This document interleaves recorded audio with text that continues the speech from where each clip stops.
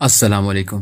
دیکھتی آنکھوں اور مسکراتے ہونٹوں کو کریم کہہ کا سلام۔ ڈیئر فرینڈز، یہ بات اس زمانے کی ہے جب پاکستان کا نام و نشان نہ تھا اور انگریزوں کا زمانہ تھا۔ تب احمد یار خان صاحب پولیس آفیسر تھے اور تب یہ کیس ان کے پاس آیا۔ ڈیئر فرینڈز، اس کے باقی ایپیسوڈ ہم اپلوڈ کر چکے ہیں، یہ لاسٹ ایپیسوڈ ہے۔ اس کیس کی کہانی بہت دلچسپ ہے جو آپ کو گہری تفتیش میں ڈال دے گی۔ ٹھیکیدار کی بیوی کی خفیہ ملاقاتیں اپنے عاشق کے ساتھ، اس کو بے آبرو کیا گیا اور پھر اس کو قتل کر دیا گیا، مگر بات یہ سامنے نہیں آ رہی تھی کہ اس کو قتل کس نے کیا۔ اس نے اقبال کی باتیں غور سے سنی اور اس کا اندازہ اور رویہ دیکھا تو اس نے مجھ کو بتایا کہ یہ شخص بہت ڈرپوک ہے یا واردات کے ساتھ اس کا کچھ نہ کچھ تعلق ضرور ہے۔ میں نے اس کو کہا کہ اس کو اندر بھیج دو۔ کانسٹیبل باہر نکلا تو 1-2 منٹ بعد ایک خوبرو جوان دروازے میں آن کھڑا ہوا۔ مجھ کو اس کا قد کاٹ بڑا اچھا لگا، لیکن سر آگے کو جھکا ہوا اور کندھے بھی کچھ سیکڑے ہوئے تھے۔ اس کی بابت کانسٹیبل نے مجھ کو پہلے ہی بتا دیا تھا۔ اگر یہ نوجوان سیدھا کھڑا ہوتا تو دل کو بہت ہی اچھا لگتا۔ آ جاؤ اقبال، میں نے مسکرا کر کہا۔ آؤ اس کرسی پر بیٹھ جاؤ۔ وہ آہستہ آہستہ چلتا کرسی تک آیا۔ مجھ کو ایک بار پھر کہنا پڑا کہ بیٹھ جاؤ، تب وہ نظریں میرے چہرے پر جمائے کرسی پر بیٹھ گیا۔ نظریں جمائے بیٹھنے کو بیٹھنا نہیں بلکہ ڈھیر ہونا کہا جاتا ہے۔ تم اتنا زیادہ ڈرے ہوئے کیوں ہو اقبال؟ میں نے پوچھا۔ وہ کچھ دیر میرے منہ کی طرف دیکھتا رہا اور پھر اس کے منہ سے جو جواب نکلا وہ نہ نہیں تھا اور نہ ہی ہاں تھا، بلکہ وہ کچھ کہنے لگا تو اس کی زبان ہکلا گئی۔ وہ غالباً یہ کہنا چاہتا تھا کہ وہ ڈرا ہوا نہیں، لیکن اس کا یہ خیال بھی تھا کہ کہہ دے کہ میں آپ سے ڈر گیا ہوں۔ میں نے اس کی گھبراہٹ یا خوف قائم رہنے دیا۔ کانسٹیبل میرے دماغ میں ایک شک پیدا کر گیا تھا۔ تمہاری بیوی قتل ہو گئی ہے، میں نے کہا۔ کیا تم میری کچھ رہنمائی کر سکتے ہو؟ مجھ کو معلوم ہے کہ اس کے ساتھ تمہارا بڑا گہرا اور رازداری والا تعلق تھا۔ نہیں جناب، اس نے کامتی ہکلاتی زبان میں کہا۔ تمہارے تو منہ سے بات بھی نہیں نکل رہی۔ صاف کہہ دو کہ اس کے ساتھ تمہارا کوئی ایسا ویسا تعلق نہیں تھا، لیکن میں تمہیں یہ بتا دیتا ہوں کہ میرے پاس خاصی زیادہ شہادت آ گئی ہے کہ تمہارا اس کے ساتھ گہرا تعلق تھا۔ اگر کہو تو میں 1-2 مثالیں سنا دیتا ہوں۔ میں نے اس کو وہ بات سنائی کہ نوکرانی بیڈ روم میں گئی تو اقبال مقتولہ کے بازوؤں میں تھا اور ان کے منہ جڑے ہوئے تھے۔ اب تو اس اقبال کی حالت اور ہی زیادہ بگڑ گئی۔ میں نے اس کو ایک بار پھر کہا کہ مقتولہ کے ساتھ اگر اس کے کچھ بے تکلفی تھی تو یہ کوئی جرم نہیں تھا اور اس کا اقرار کرنے سے نہ گھبرائے، لیکن اس کی گھبراہٹ میں اضافہ ہوتا چلا جا رہا تھا۔ میں نے اس سے بے تعلق سی 2-3 اور باتیں کی تو میں نے دیکھا کہ وہ مجھ سے بھی بے تعلق ہوتا جا رہا تھا، یہاں تک کہ مجھ کو اس پر کچھ غصہ آنے لگا۔ میں نے جیب سے کاغذ کا وہ ٹکڑا نکالا جو مجھ کو مقتولہ کے پلنگ کے نیچے پڑا ملا تھا۔ اس کا رکی تہیں کھول کر میں نے کاغذ اس کے آگے رکھا اور پوچھا کہ یہ کس کے ہاتھ کی تحریر ہے؟ اس نے عجیب حرکت کی۔ پہلے اس کاغذ کو دیکھا اور ایک لخت اپنے سینے پر رکھے اور ایک ہاتھ قمیض کے اوپر والی جیب میں لے گیا، پھر جرسی کے دونوں جیبوں میں ہاتھ ڈالے جیسے اس کی کوئی چیز گم کر دی ہو اور اس کو جیبوں میں تلاش کر رہا ہو۔ میں فوراً سمجھ گیا کہ اس نے یہ پرچی اپنے جرسی کی جیب میں یا قمیض کی جیب میں رکھی تھی اور اب اس کو پتہ لگا ہے کہ یہ پرچی کہیں گر پڑی تھی۔ اس کو جب اپنی جیبوں میں یہ پرچی نہ ملی تو اس کا جسم جیسے بالکل ہی جام ہو گیا۔ میں نے اپنا سوال پھر دہرایا کہ یہ کس کے ہاتھ کی تحریر ہے؟ پتہ نہیں جناب، اس نے بڑی مشکل سے جواب دیا۔ پھر اپنی جیبوں میں کیا ڈھونڈ رہے تھے؟ میں نے پوچھا۔ کچھ دیر اس نے جواب نہ دیا تو میں نے کہا، یہ تحریر تمہاری ہے اور تم یہ پرچی اپنی جیبوں میں ڈھونڈ رہے تھے۔ تم جانتے ہو کہ مجھ کو یہ پرچی کہاں سے ملی ہے؟ اب بتاؤ کہ یہ پرچی وہاں مقتولہ کے پلنگ کے قریب کس وقت گری تھی؟ مجھ کو پتہ ہی نہیں چلا کہاں گری تھی، اس نے رک کر جواب دیا۔ یہ تم نے اپنی کس جیب میں رکھی تھی؟ میں نے پوچھا۔ شاید جرسی کی کسی جیب میں رکھی تھی، اس نے بڑی ہی نحیف اور مریل سی آواز میں جواب دیا۔ مجھ کو اچانک یاد آ گیا کہ مقتولہ کے پلنگ سے مجھ کو کسی جرسی کا ایک بٹن ملا تھا۔ تب خیال آیا کہ اقبال نے جرسی پہن رکھی ہے اور یہ خاصی قیمتی جرسی ہے۔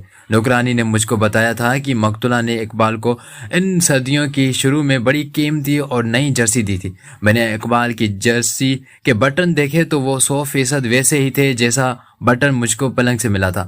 میں نے اس کو کھڑا ہونے کو کہا، وہ کھڑا ہوا تو اس طرح لگا کہ بجلی بڑی زور سے چمکی ہو اور مجھ کو دونوں جہاں نظر آ گئے ہو۔ اقبال کی جرسی کا نیچے سے اوپر کو دوسرا بٹن ٹوٹا ہوا تھا، یعنی بٹن تھا ہی نہیں، وہاں صرف دھاگا تھا۔ یہ لو اقبال، میں نے اپنی جیب سے بٹن نکال کر اس کے آگے رکھ دیا اور کہا، تمہاری جرسی کا بٹن میرے پاس ہے۔ اتنی اعلیٰ جرسی کا ایک بٹن ٹوٹا ہوا ہے اور یہ اچھی نہیں لگتی، بٹن لے لو، لیکن اس سے پہلے مجھ کو یہ بتا دو کہ بٹن مقتولہ کے پلنگ پر کس طرح گرا تھا۔ یہ میں تمہیں بتا دیتا ہوں کہ یہ گزشتہ رات اس کے پلنگ پر گرا تھا۔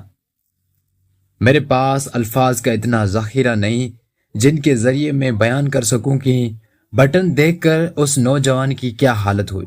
میرا تو خیال ہے کہ اس پر غشی طاری ہو گئی تھی، صرف آنکھیں کھلی رہ گئی تھی، اس کے چہرے پر تریلی سی پھوٹ آئی۔ جرم کے اقرار کا اس سے زیادہ واضح اظہار اور کیا ہو سکتا ہے؟ میں نے آسمان کی طرف سر اٹھا کر دیکھا اور دل ہی دل میں کہا، یا اللہ، کیا تیری ذات باری مجھ جیسے گناہ گار پر بھی اس قدر مہربان ہو سکتی ہے؟ یہ تو ایک معجزہ ہے۔ پھر میں نے دل ہی دل میں اللہ تبارک و تعالی کا شکر ادا کیا۔ میں انگریزوں کے وقت کی بات کر رہا ہوں جب تھانے دار اپنی تفتیش کی کامیابی پر خوشیاں منایا کرتے تھے کہ اصل ملزم پکڑ لیا ہے۔ آج کے تھانے دار اپنی اس کامیابی پر خوش ہوتے ہیں کہ ان کی مرضی اور ڈیمانڈ کے مطابق مکہ ہو گیا ہے، خواہ کسی کا پورا خاندان ہی قتل ہو گیا ہو۔ مقتولہ کی دھمکیاں اور بلیک میلنگ۔ میں نے اس ہیڈ کانسٹیبل کو بلوایا جس نے انگلیوں کے نشان لیے تھے، اس کو کہا کہ وہ اقبال کے دونوں ہاتھوں کے انگلیوں اور انگوٹھوں کے نشان کاغذ پر لے لے۔ ہیڈ کانسٹیبل پیڈ لے آیا اور اقبال کا ایک ہاتھ پکڑ کے انگوٹھا اور انگلیاں بیڈ پر رکھے۔ اقبال نے ہاتھ پیچھے کھینچ لیا اور ہنگامہ برپا کر دیا۔ وہ لڑتا جھگڑتا نہیں تھا بلکہ روتا اور منتیں کرتا تھا کہ پہلے اس کی بات سن لی جائے اور اس پر رحم کیا جائے۔ اس نے یہ بھی کہا کہ آپ مسلمان ہیں اور اللہ اور رسول صلی اللہ علیہ وآلہ وسلم اور قرآن کے نام پر مجھ پر رحم کریں، میں غریب باپ کا بیٹا ہوں، پہلے میری مجبوریاں سن لیں، وغیرہ وغیرہ۔ اس کے آنسو بہے جا رہے تھے اور میں خاموشی سے اس کا واویلا اور فریادیں سن رہا تھا۔ وہ دراصل یہ سمجھ بیٹھا تھا کہ اس کے انگوٹھے لگوا لیں اور انگلیوں کے نشان لے لیے تو اس کی پھانسی کی سزا مل جائے گی۔ میں اس پر تشدد کر کے خاموش کروا سکتا تھا اور اس کی ہڈی پسلی ایک کر کے کہتا کہ تم اگر قاتل ہو تو فوراً اقبال جرم کرو، لیکن میں نے اس کی بجائے شفقت اور پیار کا رویہ اختیار کیا۔ اس کو کہا کہ میں مسلمان ہوں جیسا کہ اس نے کہا ہے، اور میں ثابت کر دکھاؤں گا کہ پکا مسلمان ہوں اور ایک مسلمان بھائی کی خاطر کچھ قربانی دے سکتا ہوں۔ قصہ مختصر یہ کہ میں نے اس کو بہلا پھسلا لیا اور اس کو کہا کہ وہ بے تکلفی سے بات کرے، چھپائے کچھ بھی نہیں، اور پھر میں اس کی مدد کرنے کے قابل ہو جاؤں گا۔ اس کو بولنے کے موڈ میں لانے کے واسطے مجھ کو محنت کرنی پڑی جس میں کامیابی حاصل ہو گئی۔ اس کی سب سے بڑی کمزوری یہ تھی کہ جرائم پیشہ نہیں تھا، نمازی، پرہیزگار اور دیانت دار آدمی تھا۔ وہ تو تھانے اور تھانے دار کا رعب برداشت کرنے کے بھی قابل نہیں تھا۔ میں نے اس کو ادھر ادھر کی باتوں میں لگا لیا اور پوچھا کہ یہی وہ جرسی ہے جو مقتولہ نے اس کو دی تھی؟ اس نے جواب دیا کہ یہی ہے۔ پھر میں نے پوچھا کہ یہ بٹن کہاں اور کس طرح ٹوٹ کر گرا تھا؟ اس نے جواب دیا کہ اس کو کچھ پتہ نہیں، صبح اس کو خبر ملی کہ ٹھیکیدار کی بیگم قتل ہو گئی تھی تو وہ بڑی تیزی میں کپڑے بدل کر اور یہی جرسی پہن کر دوڑ پڑا اور ٹھیکیدار کے گھر پہنچا۔ میں نے کہا کہ پرسوں یہ بٹن جرسی کے ساتھ تھا یا نہیں؟ اس نے جواب دیا کہ پرسوں بٹن جرسی کے ساتھ تھا اور یہ گزشتہ رات ہی ٹوٹا ہوگا۔ اگر یہ شخص مجرمانہ ذہنیت کا ہوتا تو یہ جرسی پہن کر تھانے نہ آتا، یا تھانے آنے سے پہلے یہ جرسی اتار آتا، لیکن اس کو اتنی بھی ہوش نہیں تھی کہ اس کا ایک بٹن ٹوٹ کر کہیں گر گیا ہے۔ میں نے اس سے ایسے ہی ایک بات پوچھی تو اس نے ہاتھ جوڑ کر منت کی کہ میں شروع سے اس کی بات سنوں اور وہ آخر تک پوری اور بالکل سچی بات سنائے گا۔ میں نے کہا کہ چلو ایسے ہی کر لو۔ اس نے بات اپنے گھر کی مالی حالت سے شروع کی۔ یہ میں نے پہلے تحریر کر دی ہے، یعنی وہ ایک ہندو آڑتی کا منشی تھا، پھر اس کا باپ آرے میں بازو کٹ جانے سے معذور ہو گیا۔ ٹھیکیدار نے اقبال کو اپنے ہاں رکھ لیا۔ اس کو ہندو آڑتی سے جو تنخواہ ملتی تھی اس سے 3 گنا زیادہ تنخواہ ٹھیکیدار نے مقرر کر دی۔ اقبال شریف باپ کا دیانتدار بیٹا تھا اور اپنے گھر کی حالت اور ضروریات کو بھی سمجھتا تھا۔ اس نے اتنی محنت اور لگن سے کام کیا کہ ٹھیکیدار نے اس کو ایک رتبہ دے دیا اور حساب کتاب اس کے حوالے کر دیا۔ یہ باتیں تو پہلے میں نے تحریر کر دی ہیں۔ اس کے بعد ٹھیکیدار نے دوسری شادی کر لی۔ اقبال نے بتایا کہ اس کی دوست اس کے ساتھ مزاح کرتے تھے کہ نئی بیگم کو خوش رکھنا وہ بہت انعام دے گی۔ یہ سب جانتے تھے کہ یہ لڑکی اچھے چال چلن والی نہیں، لیکن اقبال کے ساتھ اس نے کوئی ایسی ویسی بات نہیں کی۔ اقبال کی فطرت میں ذرا سی بھی بدمعاشی نہیں تھی۔ ٹھیکیدار اقبال پر پوری طرح اعتماد کرتا تھا۔ اس نے اقبال کو ایک اور ڈیوٹی دے دی۔ پہلے تو اقبال ٹھیکیدار کے گھر کے انتظامات اور اخراجات چلاتا تھا اور اس سلسلے میں ٹھیکیدار کے گھر آتا جاتا ہی رہتا تھا۔ نئی بیوی آ گئی تو ٹھیکیدار نے اقبال کو کہا کہ وہ اس لڑکی سے بھی پوچھ لیا کرے کہ اس کو کچھ چاہیے تو وہ لا دے گا۔ ٹھیکیدار نے دوسری بات یہ کہی کہ نئی بیوی پر نظر رکھے اور اس کو پتہ لگے بغیر اس کی نگرانی کرتا رہا کرے کہ وہ گھر سے اگر باہر جاتی ہے تو کہاں جاتی ہے۔ اس سے یہ ظاہر ہوا کہ ٹھیکیدار کو بھی معلوم تھا کہ اس کی بیوی اچھے چال چلن والی نہیں۔ اقبال نے مقتولہ کے پاس جانا شروع کر دیا۔ مقتولہ سے وہ اس کی کوئی ضرورت یا اس کا کوئی کام ہو تو پوچھتا تھا اور وہ جو کچھ بھی کہتی اقبال کر دیتا تھا۔ قتل سے 8-9 مہینے پہلے مقتولہ نے اقبال کے ساتھ ضرورت سے زیادہ بے تکلفی شروع کر دی۔ پہلے وہ کام کی بات پوچھتا اور کام کر دیتا تھا اور مقتولہ نے اس کو کبھی نہیں کہا کہ وہ بیٹھ جائے یا کچھ دیر کے واسطے رک جائے۔ اب یعنی 8-9 مہینے پہلے مقتولہ نے اس کو اپنے پاس بٹھانا شروع کر دیا اور اس سے اس کے گھریلو اور ذاتی باتیں پوچھنے اور ان میں دلچسپی ظاہر کرنے لگی۔ صاف پتہ لگتا تھا کہ مقتولہ اقبال کو دوست بنانا چاہتی ہے۔ نوکرانی نے جو بیان دیا تھا میں نے حساب جوڑا تو پتہ لگا کہ یہ وہ دن تھے جب مقتولہ کے پہلے دوست نے اس سے ملنے اور اس کے حکم پر اس کے ہاں آنے سے انکار کر دیا تھا۔ اب اس کو پہلے دوست جیسا ایک دوست چاہیے تھا۔ اقبال اس کے خاوند کا ملازم تھا جو جوان بھی خبرو بھی تھا۔ وہ ہر لحاظ سے مقتولہ کے پیمانوں پر پورا اترتا تھا۔ اقبال پر ڈورے ڈالنے شروع کر دیے۔ اقبال اس کو ٹالتا رہا۔ وہ سمجھتا تھا کہ مقتولہ چاہتی کیا ہے۔ اقبال کو ایک خیال یہ آتا تھا کہ وہ مقتولہ کے خاوند کا ملازم ہے اور خاوند اس پر پورا اعتماد رکھتا ہے۔ اقبال اس اعتماد کو ٹھیس پہنچانا گناہ سمجھتا تھا۔ دوسری وجہ یہ کہ وہ تھا ہی گناہ جس کے مقتولہ اس کو دعوت دیتی رہتی تھی۔ اقبال نمازی تھا اور اس کا کردار بڑا ہی صاف اور ستھرا تھا۔ ایک روز اقبال روزمرہ کے کمرے میں مطابق ٹھیکیدار کے گھر گیا اور مقتولہ کے کمرے میں آ گیا۔ مقتولہ کی حالت تو ایسی تھی جیسے کوئی نشے سے ٹوٹا ہوا ہوتا ہے۔ اس نے انتہائی بے ہودہ اور فحش حرکتیں کر کے اقبال کی حیوانی جذبات کو ابھارا۔ اقبال نے اپنے آپ کو قابو میں رکھا تو مقتولہ نے دوسرا حربہ استعمال کیا۔ اس کو معلوم تھا کہ اقبال کس قدر حاجت مند ہے اور اس کا باپ معذور ہے اور اس کی 2 بہنیں شادی کی عمر کو پہنچ گئی ہیں۔ مقتولہ نے اقبال کو دھمکی دی کہ اس نے اس کی بات نہ مانی تو وہ ٹھیکیدار کو کہہ کر نوکری سے نکلوا دے گی اور الزام یہ لگائے گی کہ اقبال نے اس پر دست درازی کی ہے اور پہلے بھی کہتا رہا ہے اور مقتولہ برداشت سے کام لیتی رہی ہے۔ یہ ضرب اتنی کاری ثابت ہوئی کہ اقبال نے ہتھیار ڈال دیا۔ ویسے بھی یہ قدرتی بات ہے، اقبال کی عمر 23-24 سال ہی تو تھی۔ اقبال جب مجھ کو یہ بیان دے رہا تھا تو وہ ایک بار پھر رو پڑا اور کچھ دیر روتا ہی رہا اور اس کے منہ سے ایک لفظ بھی نہ نکلا۔ اس کا اب خوف دور ہو گیا تھا، اس واسطے کہ وہ اپنے ضمیر سے اور اپنی روح سے بوجھ اتار کر پھینک رہا تھا۔ اس نے بتایا کہ اس پہلے گناہ کے بعد وہ رات کو مسجد میں گیا، نفل پڑھے اور اس بعد اللہ کی حضور بہت رویا اور گناہوں کی معافی مانگی۔ وہ کچھ اطمینان اور سکون میں آ گیا اور اس نے ارادہ کر لیا کہ آئندہ ایسا گناہ نہیں کرے گا، لیکن وہ ایک چکر میں آ گیا تھا۔ مقتولہ نے یہ گناہ ہر تیسرے چوتھے روز سرزد کرنا شروع کر دیا۔ اقبال تو چکی کے دو پارٹوں کے درمیان آ کر بری طرح پس رہا تھا۔ ایک طرف وہ اللہ کے حضور توبہ تابہ کرتا اور بخشش مانگتا، اور دوسری طرف وہ اس قدر مجبور اور بے بس تھا کہ یہ نوکری چھوڑ نہیں سکتا تھا۔ وہ جب معذور باپ اور جوان بہنوں کو دیکھتا تو ان کے واسطے بڑی سی بڑی قربانی دینے پر تیار ہو جاتا تھا۔ مولوی لوگ کہہ سکتے ہیں کہ اس شخص کو گناہ نہیں کرنا چاہیے تھا، اس کی بجائے وہ بھوکا مر جاتا، لیکن یہ سب کہنے کی باتیں ہوتی ہیں۔ بہتر وہی جانتا ہے جو کسی مصیبت میں پھنسا ہوا ہوتا ہے۔ مقتولہ نے اب اقبال کی یہی کمزوری بھانپ لی تھی اور اس کو نوکری سے نکلوا دینے کی دھمکیاں دے کر ایک قسم کی بلیک میلنگ کر رہی تھی۔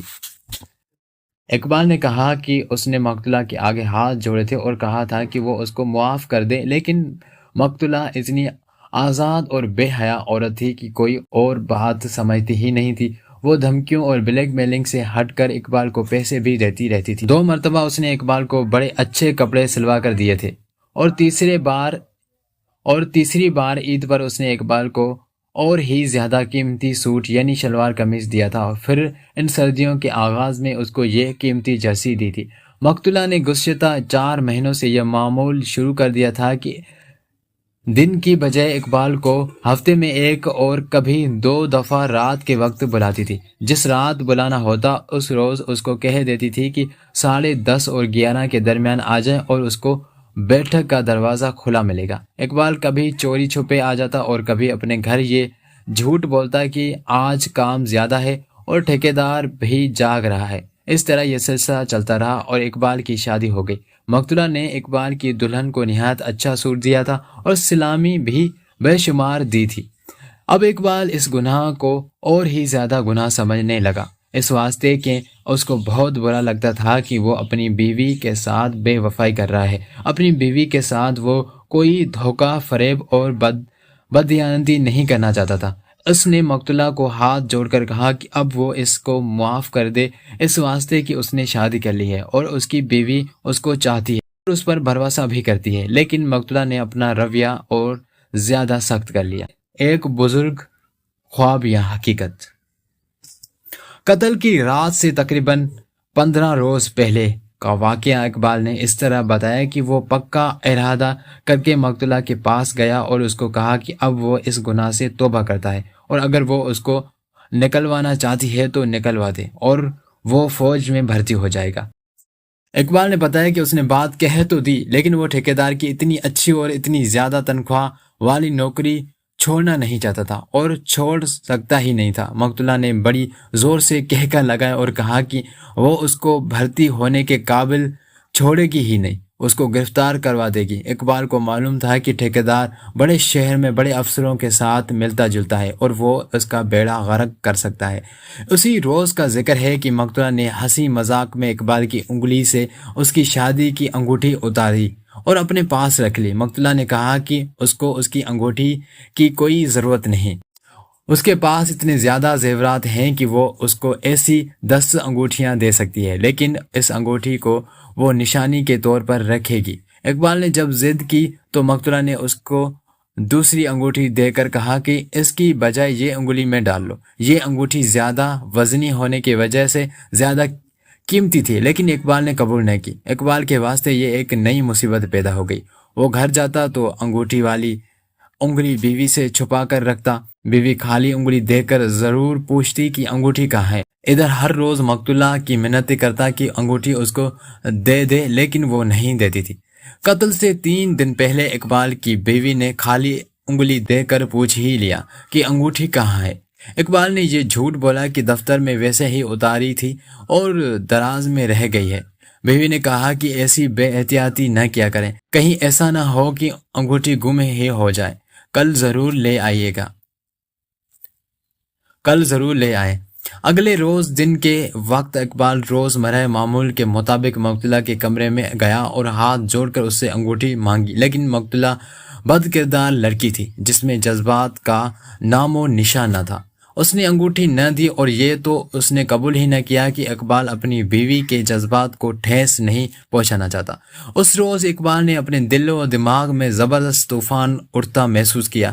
عشاء کی نماز مسجد میں پڑھی اور اس کے بعد جب سارے نمازی مسجد سے نکل گئے تو اس نے نفل پڑھنے شروع کیے اور اس کو یہ بھی یاد نہ رہا کہ کتنے پڑھ چکا ہے اور کتنے اور پڑھے گا۔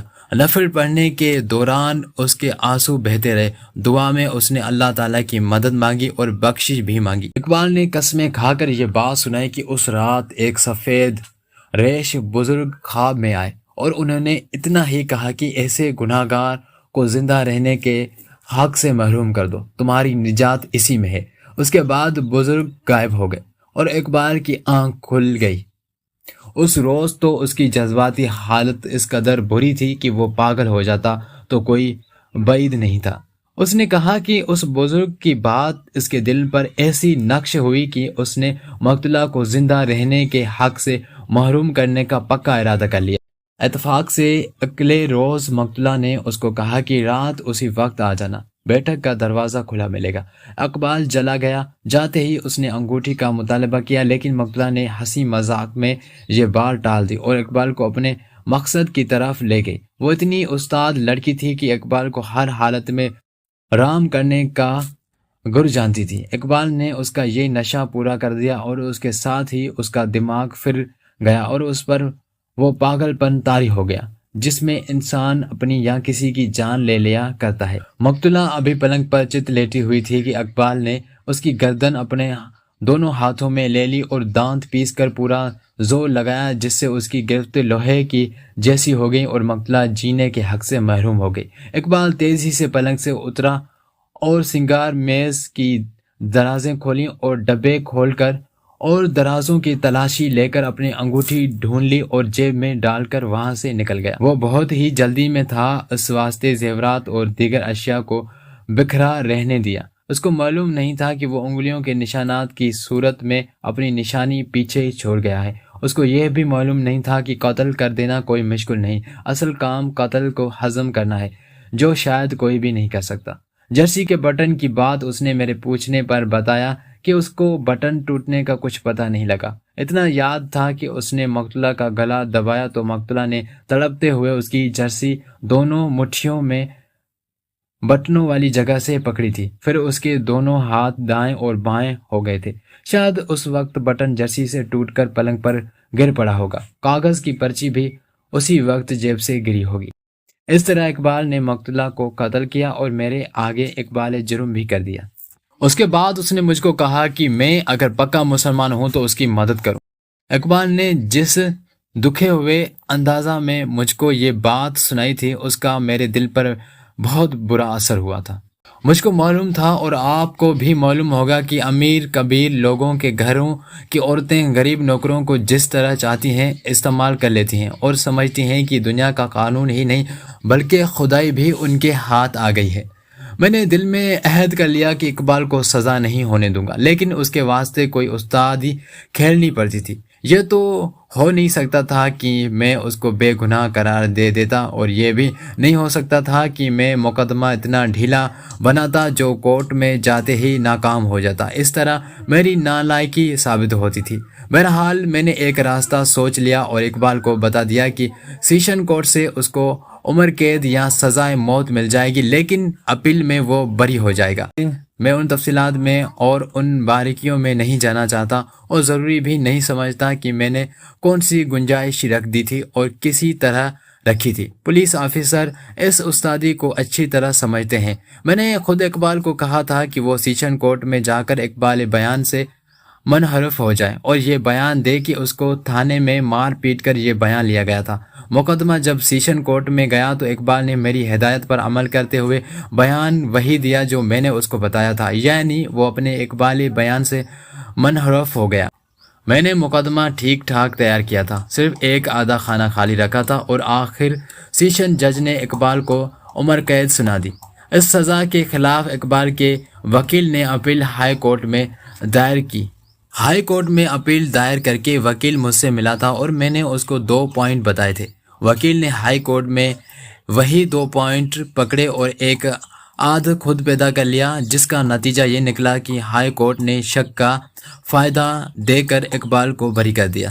میں اللہ کے حضور سر خرو ہو گیا۔ اقبال بڑی لمبی سزا سے تو بچ گیا، لیکن اس کے ماں باپ اور بہنوں نے بہت برا وقت دیکھا۔ بہنوں کے لیے جو تھوڑا سا زیور بنا تھا وہ بک گیا اور مقدمے میں لگ گیا، اور گھر کی آمدنی اتنا عرصہ بند رہی۔ اقبال کا باپ بائیں ہاتھ سے جو محنت مزدوری کر سکتا تھا کرتا رہا، اور اس کی ماں اور بہنیں لوگوں کے کپڑے سی کر بھی اور میلے کپڑے گھر لا کر دھو کر بھی کچھ پیسہ کماتی رہی، لیکن اللہ نے ان کی مدد کی۔ وہ اس طرح کی سیشن کورٹ نے ابھی فیصلہ نہیں سنایا تھا کہ ٹھیکیدار بس پر بڑے شہر کو جا رہا تھا کہ یہ بس ایک ٹرک سے ایسی زور سے ٹکرائی کہ 12-14 مسافر مارے گئے، اور ان میں ٹھیکیدار بھی تھا، چونکہ اس کے دونوں بڑے بیٹے اس کے ساتھ کام کرتے تھے، اس واسطے انہوں نے ٹھیکیداری کو سنبھال لیا۔ اقبال جب بری ہو کر باہر آیا تو وہ مجھ سے ملا، میرا شکریہ ادا کیا اور اپنے گھر کی حالت بتائی۔ مجھ کو کہتا تھا کہ میں نے اس کے روزگار کا کوئی بندوبست کر دوں۔ ایک روز ٹھیکیدار کے بڑے بیٹے سے ملاقات ہو گئی۔ میں نے یہ کیس چھیڑ دیا اور اس کو وہ سارا بیان سنایا جو اقبال نے مجھ کو دیا تھا، اور اس میں اقبال کے مذہب پرستی کا ذکر زیادہ کیا۔ ٹھیکیدار کا بڑا بیٹا تو تھا ہی اسلام پسند اور پکا مومن۔ اقبال کے کردار کا یہ پہلو اس کے دل میں اتر گیا۔ مقتولہ کے خلاف تو اس کے دل میں زہریلی نفرت بھری ہوئی تھی۔ اس نے مقتولہ کے قتل کو بالکل جائز سمجھا، اور اس نے کہا کہ اس کو اپنے باپ کی موت کا بھی کوئی خاص افسوس نہیں، اس واسطے کہ وہ ایک بد چلن لڑکی کو گھر لے آیا تھا۔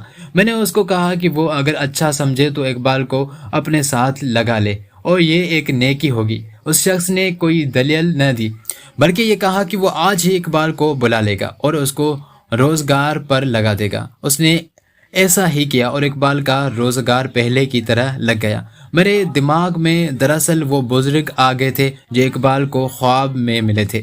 میں آج بھی کہتا ہوں کہ وہ محض ایک خواب ہی نہیں تھا، بلکہ ایک حقیقت تھی، اور وہ حقیقی اشارہ تھا جو اقبال کو ملا تھا۔ تو ڈیئر فرینڈس، آج کی ہماری یہ کرائم اسٹوری بٹن بزرگ اور بدکار بیوی کا اینڈ ہوا۔ تو امید ہے آپ کو ہماری اسٹوریز پسند آئی ہوں گی۔ میں آپ سے پھر کہوں گا کہ ہم نے احمد یار خان صاحب کی پلے لسٹ بنا رکھی ہے، اس میں احمد یار خان صاحب کی ساری کہانیاں ہم اپلوڈ کریں گے۔ تو امید ہے آپ کو وہ پلے لسٹ بہت پسند آئے گی، اور اس سے پہلے بھی ہم نے کئی کہانیاں اپلوڈ کی ہیں، تو پلیز وہ بھی آپ واچ کریے گا۔ اور اس طرح کی کہانیاں اگر آپ سننا چاہتے ہیں تو ہمیں کمنٹ سیکشن میں اپنی قیمتی رائے کا اظہار ضرور کیجیے گا، اور کوئی کمی پیشی ہو جائے اور کوئی مسٹیک ہو گئی ہو تو آپ ہمیں کمنٹ سیکشن میں اپنی قیمتی رائے کا اظہار ضرور کیجیے گا۔ انشاءاللہ ہم اچھے سے اچھا کام کرنے کی کوشش کریں گے۔ جزاک اللہ۔